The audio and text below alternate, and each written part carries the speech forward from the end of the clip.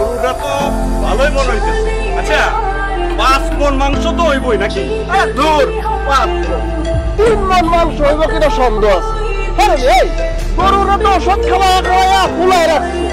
আরে গরুর মধ্যে তো কোনো মাংসই নাই, খালি পানি আর পানি। সব আপনি কি বলতেছেন? আমি আমার গরুর ওষুধ খাওয়াইছি মানে? আমি তো আমার গরুরে খোল ভুসি আর ঘাস ছাড়া কিছু খাওয়াই।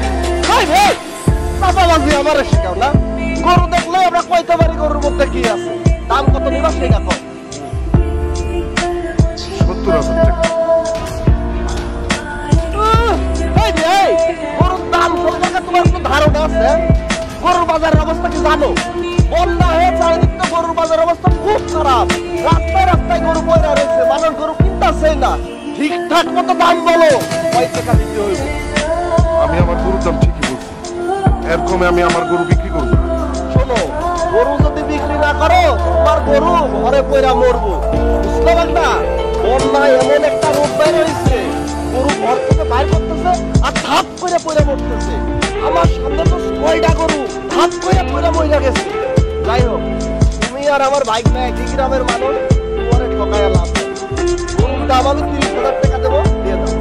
এসব আপনি কি বলতেছেন? আপনার কি মাথা ঠিক আছে? এত বড় একটা গরুর দাম মাত্র 30,000 টাকা? না না, এত কমে আমি আমার গরু বিক্রি করব না। আহা, তুমি যে দামটা কইতেছো এই দামে তো গরু বিক্রি করতে পারবা না। শোনো, তুমিও একটু নাইমা আসো, আমিও একটু আগায় আসি। গরুটার ন্যায্য দাম বলো, যাতে গরুটা নিতে পারি।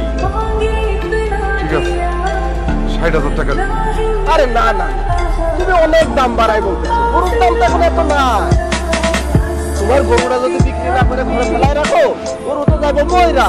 শোনো, তোমার আর মামুর পক্ষ হয়ে আমি একটা কথা কইতাছি, একদম কথা কই মানে দুইজন আমি যা করবো সেটাই কিন্তু 40,000 টাকা গরুর দাম। কি কইতেছেন আপনি?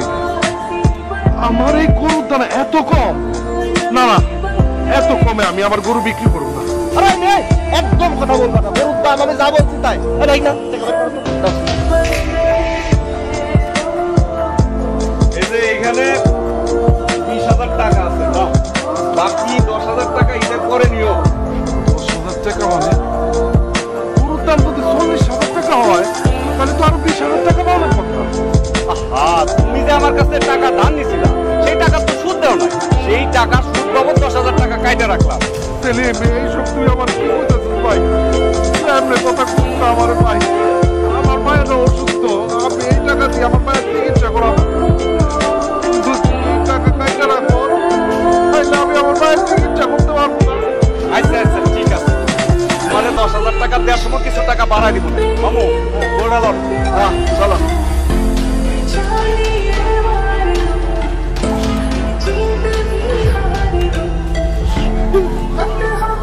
আরে আমি কিসের খাম? চলো চলো চলো।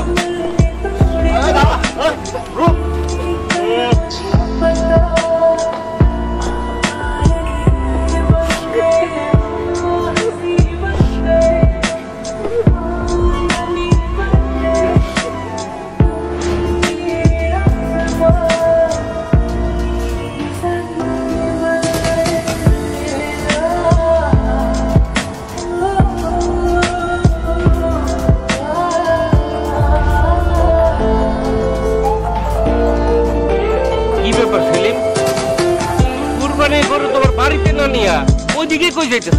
হুজুর, গ্রামের সবাইরে আমার গরুটা দেখাইতে যাইতে। কি বলো এইসব? তুমি গরু আনছো কুরবানি দেওয়ার লাগিয়া, মানুষকে দেখানোর কি আছে? আরে হুজুর, আপনি কি যে কর না, আমি যে এত বড় একটা গরু কুরবানি দিব এটা গ্রামের সবাই দেখুক, জানো? শোনো, কুরবানি দেওয়া হইতেছে ওয়াজিব।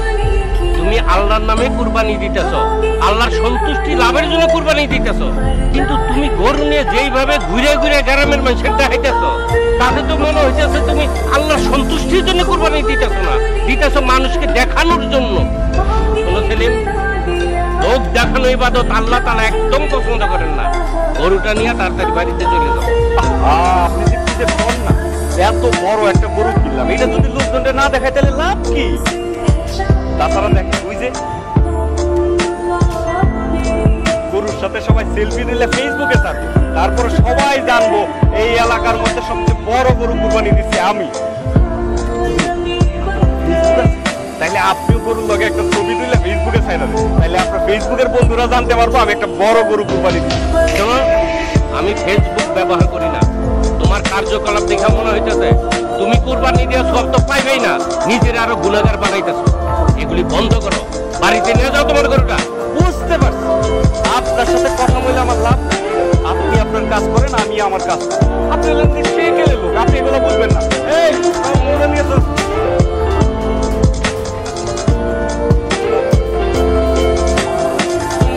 হে আল্লাহ, তাকে তুমি হেদায়েত দান করো আল্লাহ।